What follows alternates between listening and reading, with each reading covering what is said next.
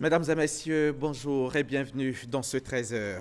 Le président Alassane Ouattara a animé un meeting hier à Dimbokro, dernier jour de sa visite d'État dans la région du Nzi.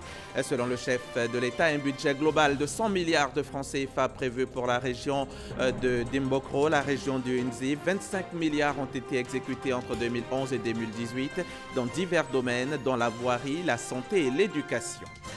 La commission spéciale de suspension et de retrait du permis de conduire a retiré cette semaine 27 permis de conduire à des usagers pour des délais allant de 3 mois à 15 ans. Vous allez le voir, la commission s'investit également dans la sensibilisation afin que les automobilistes adoptent la bonne attitude sur la route. Au Burkina Faso, 9 personnes ont été abattues par des hommes armés hier samedi dans la commune de Zimtanga, dans la région du centre-nord. En début de semaine, 6 personnes avaient été abattues dans la même commune. Depuis quelques mois, la région du centre-nord fait l'objet d'attaques régulières de la part d'hommes armés. La météorologie est une science qui étudie le temps présent, le temps qu'il fait tout de suite ou dans pas très longtemps. Elle se définit donc par des valeurs instantanées et locales de la température, de l'humidité de l'air, des précipitations, de la pression, de la nébulosité. Aujourd'hui, la météo apporte une assistance importante aux différents secteurs socio-économiques comme les transports, le tourisme, la santé, l'agriculture, par des avis, des conseils, des alertes, des recommandations aux différentes catégories d'acteurs grâce aux résultats des prévisions météorologiques. Ce dimanche, dans le cadre du magazine du dimanche, nous recevons le directeur de la météorologie nationale, M. Daouda Konaté, avec qui nous allons parler du temps qu'il fait en ce moment et d'autres choses encore. Bonjour, monsieur le directeur. Bonjour. Bienvenue sur notre plateau. Merci. Je vous retrouve tout à l'heure. Okay. Ce sera dans 30 minutes. Merci. À tout à l'heure, monsieur le directeur. Le président Alassane Ouattara a achevé hier sa visite d'État dans le Nzi. Cette visite, qui a démarré mercredi dernier, a donc pris fin samedi au stade Koné-Samba Ambroise de Dimbokro, où le chef de l'État a animé un meeting, le troisième et dernier meeting du président de la République dans la région. Il a été suivi d'une conférence de presse de fin de visite d'État. Je vous amène à Dimbokro avec Jérôme Kofi Abolin. Le président de la République ce samedi devant ses parents de Dimbokro, après avoir rencontré successivement jeudi et vendredi ceux de Kwasi-Kwasi-Kro et Bokanda à la faveur de sa visite d'État dans la région du Nzi. Dimbokro, ultime étape de cette visite avec la particularité que c'est cette ville qui a vu naître le président Alassane Ouattara. La rencontre réunissant donc ce jour le chef de l'État et les ressortissants de cette cité au stade Koné-Samba Ambroise de la dite ville ne peut être que celle entre les membres d'une même famille, comme en témoigne l'accueil réservé à l'illustre fils du Nzi. Le peuple Agba, dans toute sa diversité, est heureux de vous accueillir chez vous, vous le plus illustre des fils de notre région. Aujourd'hui, samedi 28 septembre 2019, est un jour mémorable qui sera gravé en lettres d'or dans l'histoire de notre commune, de notre région. Longtemps, nous avons attendu cette visite. Longtemps, nous avons vu et suivi, souvent avec beaucoup d'envie, les autres régions vous accueillir, vous honorer et bien évidemment bénéficier de votre grande générosité. Et nous demandions quand est-ce que l'enfant prodigue arriverait sur ces terres pour communier avec ses parents. Puis, nous avons finalement compris que votre sens élevé de l'équité, de la justice et de la responsabilité envers tous les Ivoiriens dans l'accomplissement de votre mission de chef de l'État vous a amené tout d'abord à vous occuper de vos concitoyens des autres régions du pays avant de vous tourner enfin vers vos parents. Conformément à la coutume, le président de la République a reçu chez lui de nombreux présents, notamment des attributs royaux. Le chef de l'État, pour exprimer sa gratitude, a offert à son tour une enveloppe de 20 millions de francs CFA, en plus des dons de l'État, en l'occurrence des véhicules de type 4x4 pour permettre à l'administration d'être plus performante au service des populations. S'il est vrai que le président Alassane Ouattara est chez lui à Dimbokro, il n'en reste pas moins vrai qu'aux yeux de ses parents, il vient comme le Messie annoncer les couleurs d'un départ nouveau et certain quant au développement de sa terre natale, notamment en termes d'infrastructures et de santé. Chers frères, chères sœurs, chers parents, Par la voix de votre porte-parole, vous avez émis un certain nombre de doléances que, bien évidemment, je connais et que j'ai bien notées. Bien sûr, j'avais déjà identifié certaines de ces préoccupations et j'avais demandé au Premier ministre Amadou Gon Coulibaly et au gouvernement de les examiner à l'occasion de la préparation de cette visite d'État. J'ai donc le plaisir de vous annoncer que nous allons démarrer avant la fin de l'année le bitumage de la route Dibokro-Bokanda-Anada de 98 km. Oui, ces travaux commenceront avant la fin de l'année et vont coûter 51 milliards de francs CFA.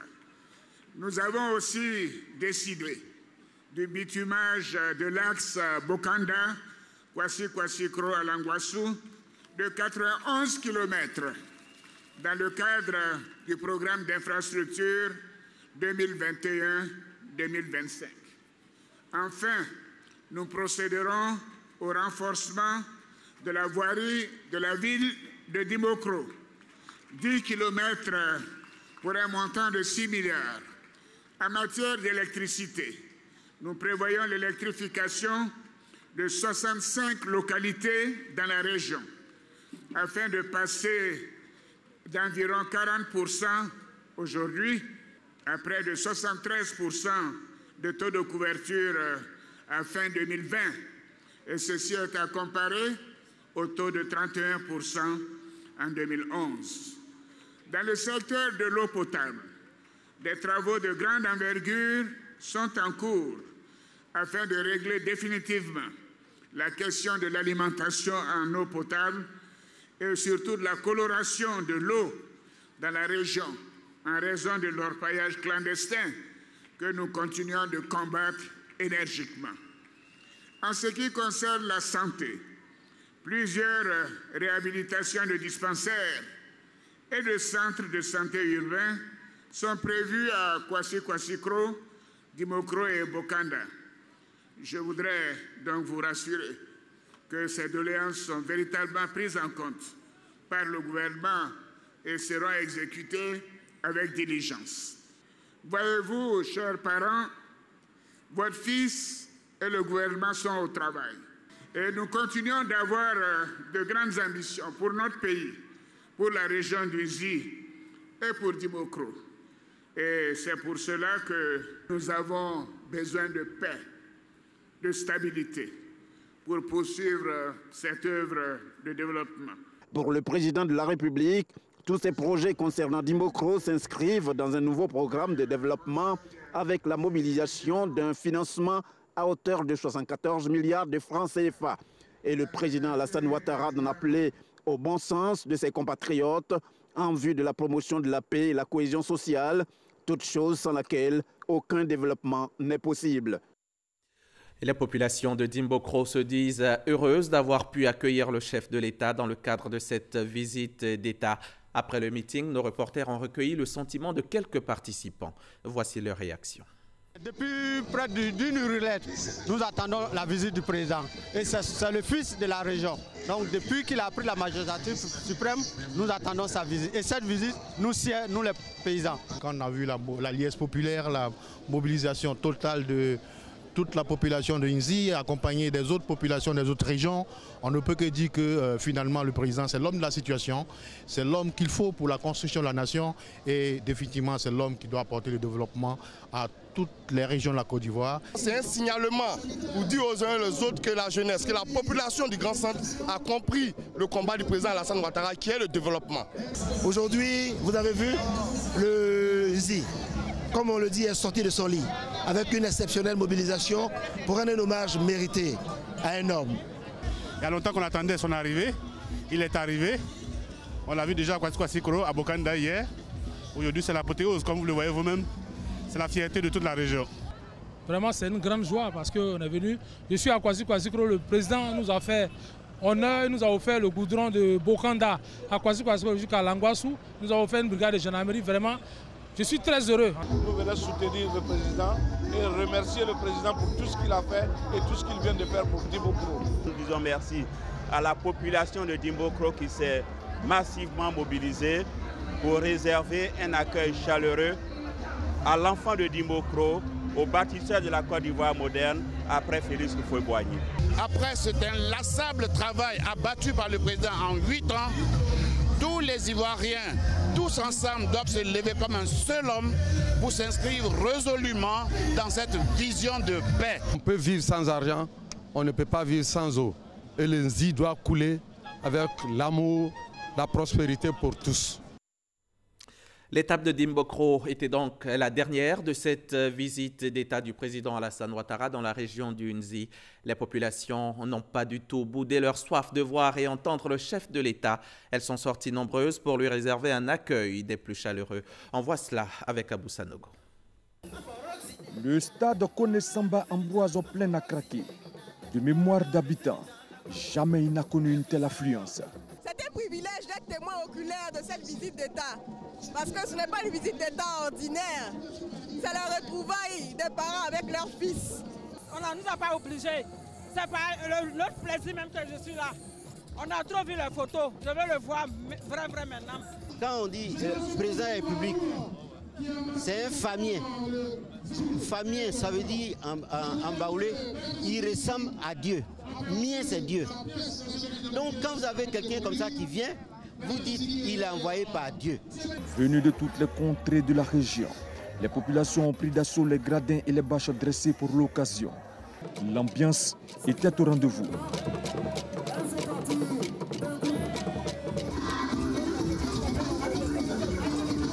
Danse du terroir, chant de mouvements et clubs de soutien. Un stade Koné-Samba Ambroise chauffé à blanc.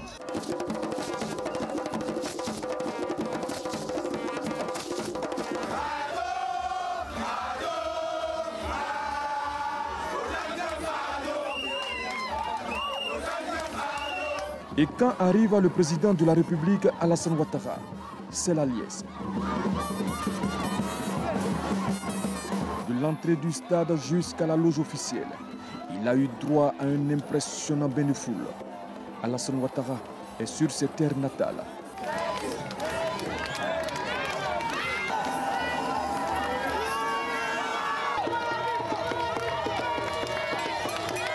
Dimbokro, la ville du bonheur partagé, a véritablement communié avec le président de la République, Alassane Ouattara. Paris réussit donc côté mobilisation. Le meeting du président de la République, c'était au stade Koné-Samba Ambroise, mais tout autour du stade, il y avait également du beau monde et une toute autre ambiance que Eric Gorebi nous fait vivre maintenant. Ces motos stationnées ici ne sont pas en vente, ni ces véhicules que vous voyez. Leurs propriétaires sont au lieu du meeting. Certains préfèrent marcher pour s'y rendre. Avec un seul objectif, voir le président de la République. Un stade plein à craquer qui refuse du monde. Plusieurs chefs arrivés attendent d'avoir des places. Pendant ce temps, l'ambiance bat son plein.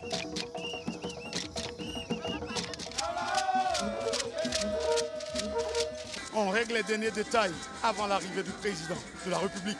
Et lorsque le vice-président Daniel Kablan-Duncan fait son entrée au stade Samba Koné-Ambroise, on comprend que le président de la République n'est plus loin.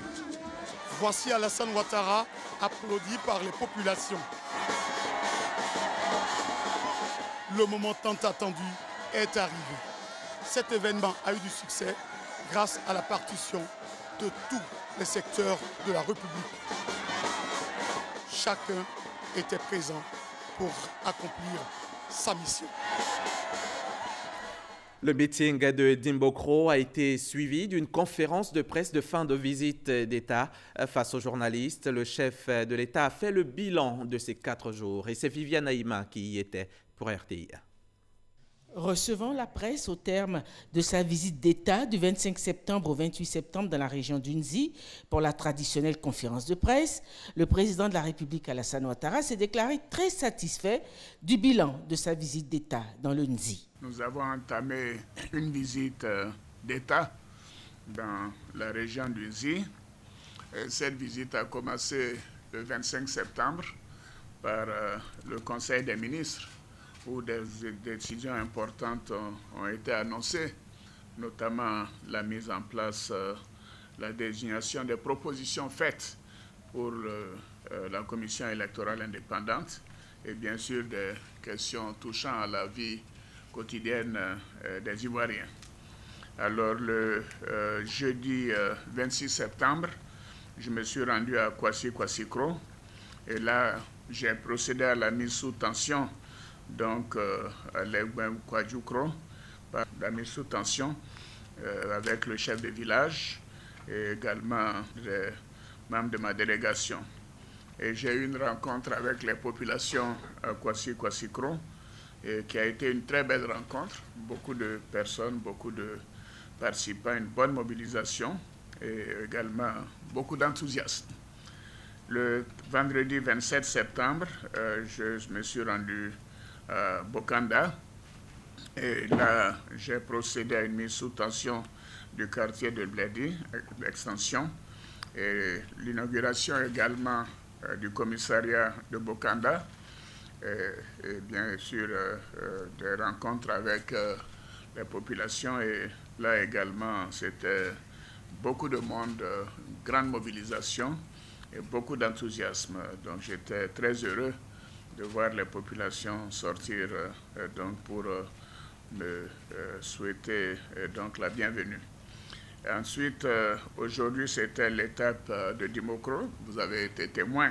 Nous avons été d'abord au carré des Martyrs et ensuite la mise sous tension du quartier Kofi Akan et ensuite la rencontre avec les populations au stade Koné Samba Ambroise qui a été vraiment extraordinaire. Une très forte mobilisation des populations venues de partout, aussi bien de Bokanda, de Kwasi-Kwasi-Kro, que donc des sous-préfectures et beaucoup d'enthousiasme.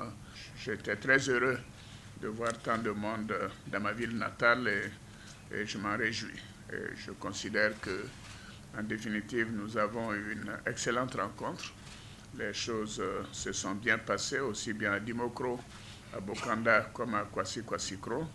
Et là, nous repartons vraiment très heureux de ce que nous avons perçu. Alors évidemment, il y a eu un peu de retard dans la mise en œuvre de certains projets, du fait que c'est l'une des dernières régions que je visite à l'occasion des visites d'État. Vous savez déjà, j'ai déjà fait 28 régions, et donc cette région constitue la 29e, où j'ai été en visite d'État.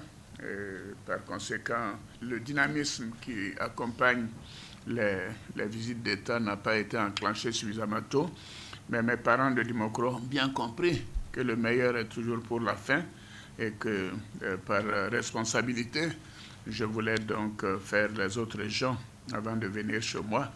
Et là, nous allons accélérer les choses. On avait au programme national de développement 2011-2015 et ensuite 2016-2020, un montant de 100 milliards environ d'investissements programmés.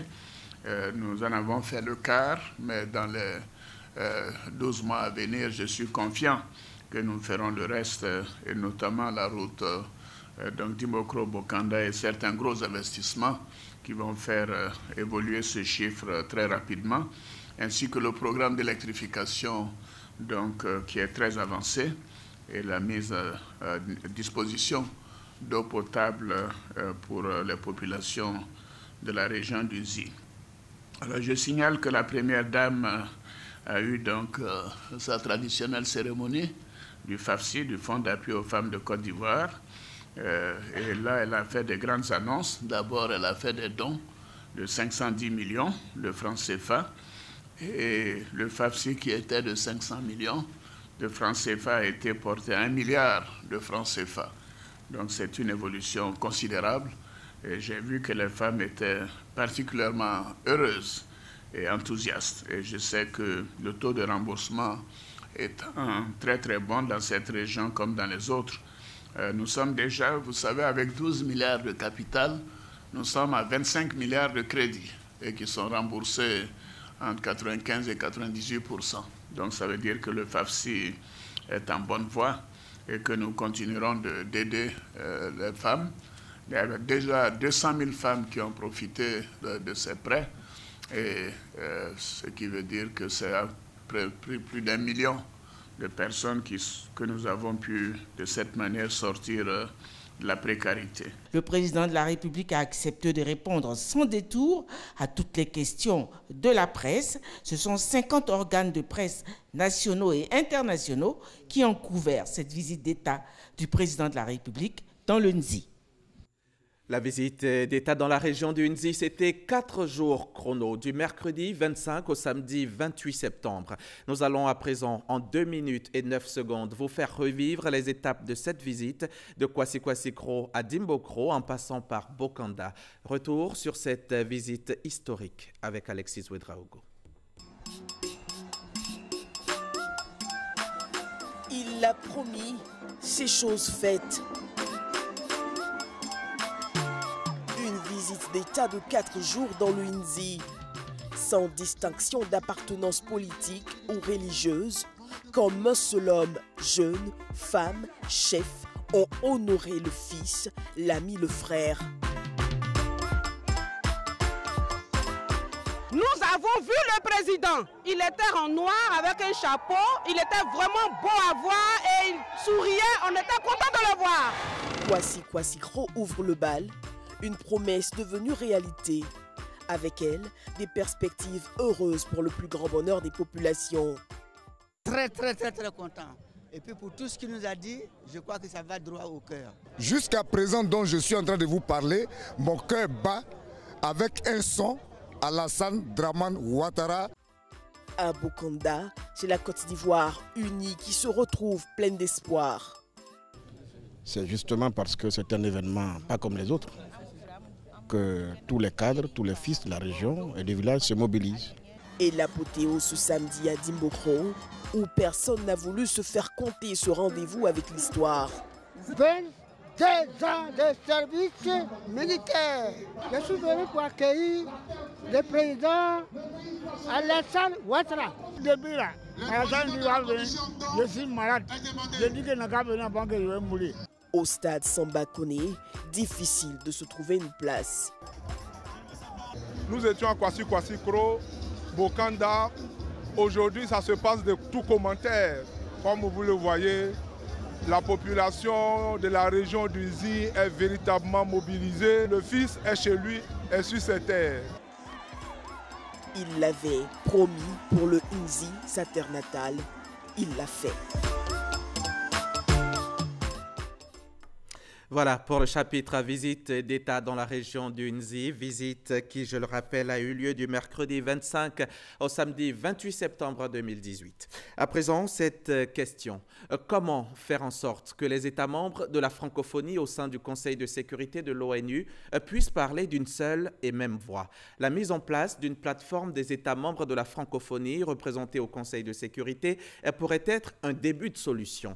Pour y arriver, la Côte d'Ivoire et l'OIF ont initié cette semaine une rencontre de haut niveau. C'était à New York et Michel Digré y a assisté pour RTI. L'outil de communication, c'est la langue. Et nous constatons que nous avons la langue en partage et qu'il n'y a aucune plateforme qui réunisse les pays membres du Conseil de sécurité qui ont le français en partage. Face à ce constat, la Côte d'Ivoire et la représentation permanente de la francophonie auprès des Nations Unies initie une séance de travail de haut niveau. Elle réunit une dizaine de ministres des Affaires étrangères, des États francophones membres permanents et non permanents entrants ou en exercice du Conseil de sécurité. C'est tellement normal d'avoir quelque chose comme ça pour les consultations et surtout pour les petits pays comme Estonie, les pays qui sont dans le Conseil la première fois. C'est un grand enjeu. Je crois que c'est la moitié des opérations de maintien de la paix qui sont dans l'espace francophone. Donc je crois que c'est un chiffre qui vient aussi crédibiliser l'intérêt de la démarche. Les représentants auprès des Nations Unies des États francophones au Conseil de sécurité sont invités à jouer un rôle majeur dans le fonctionnement de cette plateforme. Le groupe des ambassadeurs francophones doit se saisir d'une manière régulière des questions de paix et sécurité de nos États. Ça fait partie de la mobilisation, mais c'est à vous aussi de nous guider à partir de nos capitales respectives pour nous dire Voici le sentiment ici à New York ce matin. Il y a urgence, il y a une réunion dans 2 jours. Et c'est très important qu'on puisse, à travers vous, comprendre ce qui n'est pas toujours facile à déchiffrer quand on est loin de New York. Le dialogue peut faire l'économie du conflit, peut faire l'économie des morts. Nous considérons que promouvoir le dialogue dans la famille francophone doit être l'une de nos priorités communes. Cette rencontre aura permis de définir les principes et modalités opérationnelles d'une stratégie francophone renforcée au sein du Conseil de sécurité pour la période 2020-2021. Et ici en Côte d'Ivoire, le ministre d'État, ministre de la Défense, Ahmed Bakayoko, et le ministre de la Sécurité et de la Protection civile, Vagondo Diomandé, ont communié avec leurs hommes ce dimanche matin. C'était à l'occasion d'une matinée récréative et de cohésion des forces de défense et de sécurité. C'est une activité physique qui participe à renforcer l'esprit de cohésion en leur sein. Le reportage de Herman Guivet vous sera proposé ce soir dans le 20h. 27 permis de conduire ont été retirés cette semaine à des usagers pour des délais allant de 3 mois à 15 ans. Une sanction de la commission spéciale de suspension et de retrait du permis de conduire. Sanction infligée à la suite d'accidents de la circulation ou d'infractions. Les précisions de Nadia Eidja et Cheikh Kone Aboubakar. Ils étaient 32 à comparaître devant la commission spéciale de retrait et de suspension de permis de conduire, dans l'espoir de se voir restituer leur titre de transport. La confiscation de ce document survient pour diverses raisons, allant d'un refus d'obtempérer à un accident mortel. Toutes les infractions peuvent conduire à un retrait de permis de conduire. Selon la gravité de l'acte, selon l'importance de votre responsabilité dans la survenue de l'accident, la peine peut être prise, ça peut aller de 3 mois à même 20 ans, même jusqu'au retrait définitif du permis de conduire. Au terme de cette séance, 27 permis ont été retirés sur les 32 cas, pour une durée allant de 3 mois à 15 ans. Des sanctions qui visent à susciter plus de responsabilités en matière de sécurité routière. Pour que les usagers sachent qu'il n'y a pas d'impunité. On a comme l'impression que l'accident est une fatalité. Pas du tout. On peut faire en sorte que l'accident ne survienne pas, quelles que soient les circonstances. Le conseil le plus important que je voudrais donner, c'est la prudence. Il faut être tolérant dans la circulation et il faut observer toutes les règles de circulation. En Côte d'Ivoire, en moyenne, 500 décès sont causés chaque année par des accidents de la route. Les causes récurrentes d'accidents sont entre autres l'excès de vitesse, l'imprudence, la non-maîtrise du véhicule et de son environnement. Hier, 28 septembre 2019, c'était la journée mondiale du cœur. Le complexe Jesse Jackson de Yopougon a abrité la célébration officielle à l'initiative du Programme national de lutte contre les maladies métaboliques et de prévention des maladies non transmissibles. Cette année, l'accent a été mis sur la sensibilisation des jeunes.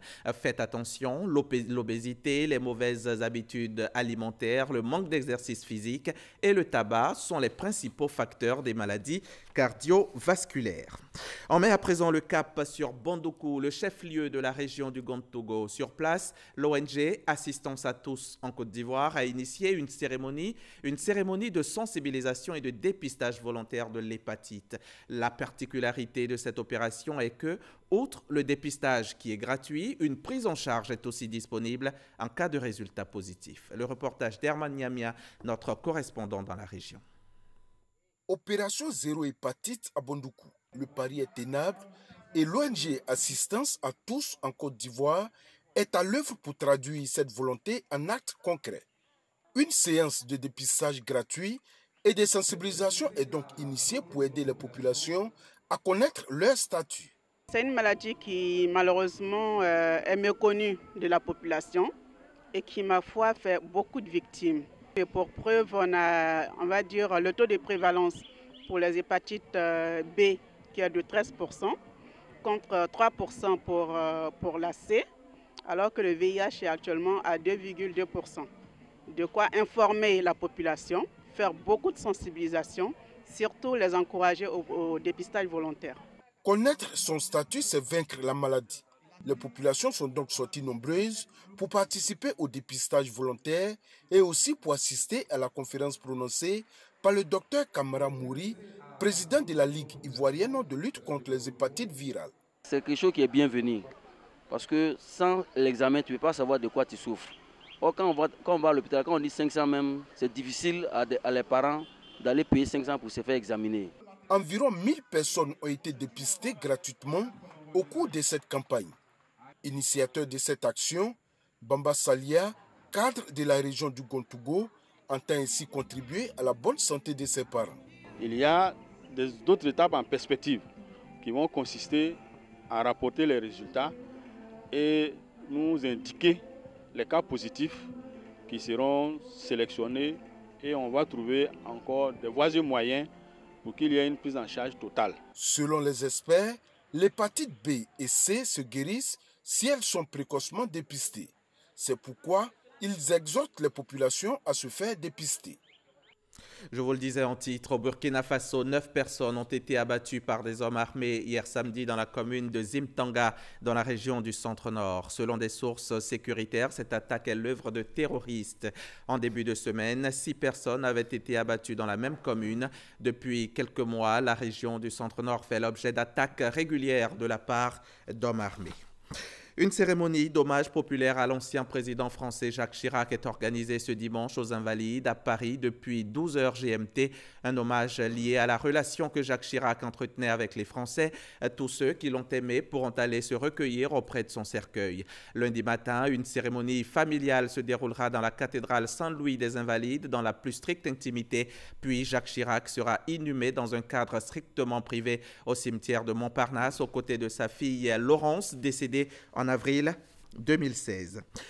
Voilà qui nous conduit au magazine du dimanche. Notre invité est avec nous, il est installé. Avec lui, nous allons échanger dans quelques 2 petites minutes. Juste le temps pour nous de suivre ce reportage signé Ouattara Amadou Walter. La société d'exploitation de développement aéroportuaire aéronautique Météo Sodexam annonce des précipitations jusqu'au 27 septembre. Prenant la pleine mesure de ces déluges appelés pluies retards du mois d'août 2019 et en prévision des dégâts que ces pluies pourraient causer, le préfet d'Abidjan est sur le terrain. Benjerville constitue la première étape de la présente campagne de sensibilisation. La cible visée, les populations des zones identifiées à risque. Le gouvernement, instruit par le président de la République, a pris des mesures pour que ce qui s'est passé en 2018 ne se répète pas. On demande de continuer à accroître la vigilance. Il y a quelques mois, vous avez vu une dizaine de ministres sur le terrain en train de s'assurer que les grands travaux permettant la gestion des flots d'eau, donc que ces travaux-là soient effectifs. Mais il y a encore des messages à passer. Ici, Benjerville, nous avons les 2 cas. Nous avons un cas de compréhension, de sensibilité à nos messages. Des populations sont parties d'elles-mêmes, ce qui est très bien. Il n'y a pas eu de recours à la force, il n'y a pas eu de déguerpissement dans des conditions qui peuvent fâcher.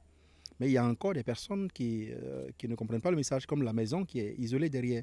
Donc on est venu pour rappeler à tout le monde que la saison des pluies n'est pas terminée. Des populations conscientes du danger qu'elles courent, mais continuent de croire au miracle. Ici, là, l'eau coule. Et puis ça vient de là-bas, donc ça vient en trombe ici. Ah, c'est bien. Mais Jésus vous aime. Jésus vous aime. Jésus nous aime, nous tous. C'est Jésus qui nous a demandé de venir vous parler. De faire attention, parce qu'il y a beaucoup de morts l'année passée. Le président dit cette année-là, 0 mort. Oui. Quand le préfet se déplace pour venir pour dire que non, ce lieu est un lieu à risque, donc c'est mieux de dégager, il ne faut pas, Dieu, c'est pas bon. Le préfet d'Abidjan est soutenu dans cette campagne de sensibilisation par des membres de l'administration publique de Benjerville et par le maire de cette commune. Au nom du conseil, nous avons déjà commencé à sensibiliser les populations. On avait 2 points critiques. Nous sommes sur le 2e point. Le premier point, déjà, les populations sont déjà parties d'elles-mêmes. Dès demain, déjà, nous allons procéder à prendre l'arrêté municipal pour permettre à ces personnes qui sont installées sur les zones à risque de partir définitivement. Il est demandé aux populations riveraines des zones identifiées dangereuses de les quitter immédiatement afin de préserver leur vie. En juin 2018, au moins 15 personnes avaient trouvé la mort dans des inondations causées par des pluies. Monsieur le directeur, monsieur Konaté, on assiste en ce moment à la pluie. C'est normal, on est en petite saison. Oui, effectivement, merci beaucoup de cette opportunité de pouvoir sensibiliser les populations sur les questions de pluviométrie et des risques de catastrophes ici au niveau national. Effectivement, cette période, nous rentrons dans une période de petite saison des pluies. Donc, elle devrait commencer théoriquement début septembre. Début septembre. Mais il y a eu un léger retard d'environ 1 mois sur cette saison-là. Donc, nous sommes en plein dans la petite saison des pluies qui devrait durer théoriquement 2 mois. Donc, jusqu'à mi-octobre à peu près. Mi-octobre à peu près. Je dis théoriquement parce qu'avec les différentes variations climatiques, on a souvent des décalages. Donc, mais théoriquement, il devrait durer 2 mois au niveau de la petite saison des pluies. D'accord. Est-ce qu'en Côte d'Ivoire, par exemple, il peut y avoir pluie ici et pas de pluie par là? Bien sûr, il y a une variabilité spatiale de la pluie qui peut se manifester. Et quelles sont ces zones-là, les zones où il pleut abondamment? Actuellement, en cette période, il pleut abondamment dans le nord. On a des excès de pluviométrie dans le nord en ce moment, qui est la grande saison des pluies dans le nord. Nous avons connu déjà la grande saison des pluies dans le sud. Nous rentrons dans la petite saison des pluies dans le sud, mais dans le nord, c'est une grande saison, une unique grande saison qui se déroule en ce moment. Donc, on a aujourd'hui des forts accidents dans le nord en matière de pluviométrie. On a même eu des dégâts, des risques où des routes ont été coupées.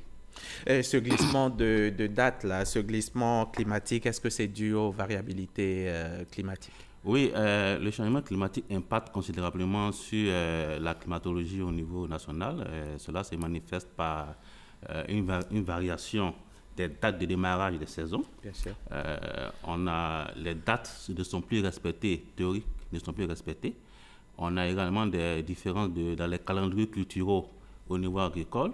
Les dates de semis dans le monde agricole n'est plus les dates d'avant, qui ont varié depuis 10 ans. Donc également, on a des manifestations au niveau des orages, des forts orages qui peuvent apparaître au niveau national. Il y a également, comme je disais, des excès pluviométriques dans certaines zones et des sécheresses dans certaines zones. Aujourd'hui, dans le centre, on a une certaine sécheresse qui s'est manifestée dans le centre de la Côte d'Ivoire. D'accord. Et jusqu'à quand cette période de sécheresse-là? C'est temporel, en fait, la sécheresse dans le sud, c'est assez temporel. On n'a pas eu les pluies qui étaient attendues dans la partie centre du pays. Donc, on a enregistré un déficit pluviométrique au niveau de ces zones-là. Et par contre, au nord, on a des excès pluviométriques. Au sud également, on a eu quelques excès pluviométriques dans certaines Et c'est normal? C'est normal, c'est la variation climatique qui engendre tous ces différences de niveaux d'intensité dans la région, au niveau national. Niveau d'intensité, justement, quand on dit petite saison des pluies, ce n'est pas lié à l'intensité des précipitations, mais c'est la durée. Oui, la petite saison des pluies n'est pas liée effectivement à l'intensité. On peut avoir des inondations lors de la petite saison des pluies. La durée, en termes temporels, c'est 2 mois. La grande saison des pluies dure 4 mois. La petite saison des pluies dure 2 mois. Donc, c'est en termes de durée, en longueur de durée, mais pas en termes d'intensité. Il peut y avoir des orages importants qui peuvent engendrer des situations assez catastrophiques. Lors de la petite saison des pluies. Mais comment sont réalisées vos prévisions, les prévisions météorologiques? Alors, les prévisions, c'est un processus dynamique assez complexe que je vais résumer en 4 étapes. La première étape cruciale, c'est les observations. Alors, nos équipes font des observations H24, chaque heure, sur tout le territoire national, à partir des stations de mesure, des points de mesure répartis au niveau national. Nous avons environ 13 stations de référence. 13 stations, c'est pas peu, monsieur le directeur, pour un pays comme la Côte d'Ivoire. C'est peu pour toute la Côte d'Ivoire, la surface de la Côte d'Ivoire. Il nous faut au moins 60 stations de référence. Nous avons aujourd'hui 13, mais il y a un effort qui est fait au niveau du gouvernement, puisqu'il y a un projet qui est en cours de mise en œuvre d'instruction avec les partenaires au développement pour passer de 13 à 30 stations, une station par région administrative pour l'instant. Et ce projet est en cours avec à l'appui un radar météorologique pour mieux identifier les systèmes orageux qui pourront venir. Donc c'est un effort vraiment qui est en train d'être fait. Et c'est pour bientôt? C'est pour bientôt, le projet en instruction avec le gouvernement et les partenaires en développement pour pouvoir mettre en œuvre. On espère que dans les mois à venir, on aura le démarrage effectif de ce projet qui pourrait combler ce déficit-là au niveau national. D'accord, allez-y. Vous parliez des prévisions météorologiques. Les prévisions, je disais qu'il y avait 4 étapes. La première étape, c'est l'observation. D'accord, à partir des sites. Des mesures. La deuxième étape, ces observations sont transmises en Europe, aux différents centres mondiaux de traitement. Ces informations sont traitées par des grands centres mondiaux tels que le Météo France, en Angleterre, UK Met Office, en Amérique également la NOAA, qui nous aide à traiter ces informations-là. Et nous les ramène. Et nous les ramène à partir des gros programmes informatiques de simulation de l'atmosphère qu'on appelle le modèle atmosphérique de simulation. Et nous les ramène en termes de prévision. Donc les données seront calculées et prévues à partir des observations, calculées à H24, H48, H72 et même 5 jours en avance. D'accord. Donc nos équipes vont analyser ces informations-là. Ça, c'est la troisième étape.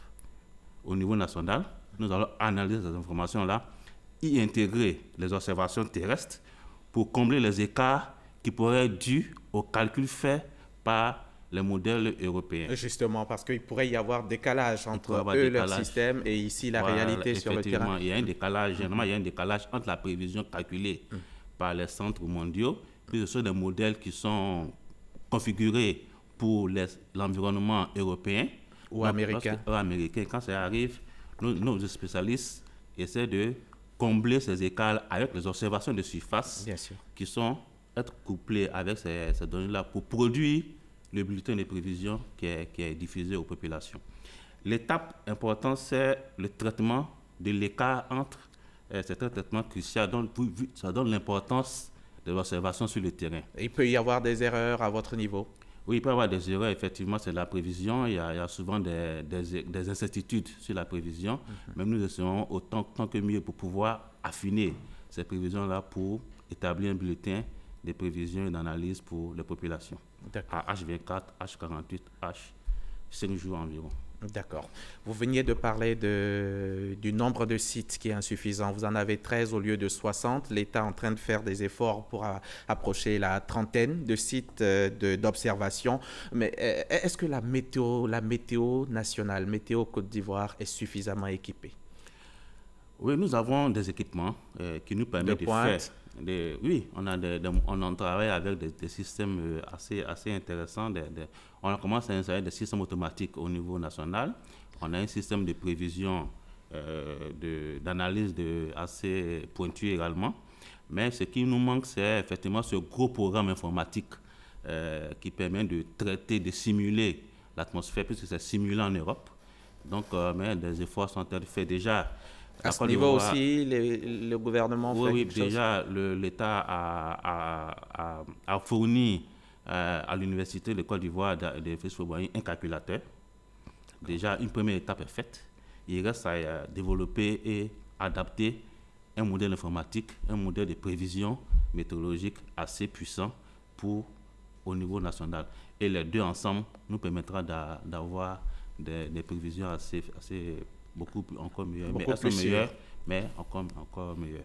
Et les hommes qu'il faut pour cela, on les a sur place, on attend que le matériel. Oui, non, il faut former. Il faut former. Nous devons aussi former les Ivoiriens disent que vos prévisions ne sont pas toujours justes. Bon, ça j'arrange un peu. Ils disent que vos prévisions ne sont jamais justes.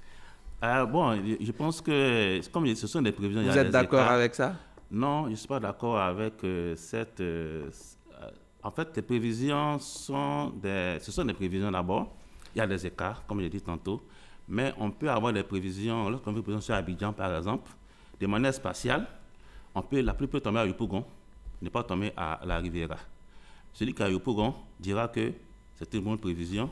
Celui qui est à la Riviera dira que c'est une mauvaise prévision. En fait, il faut voir cela de manière à l'échelle nationale, à l'échelle spatiale.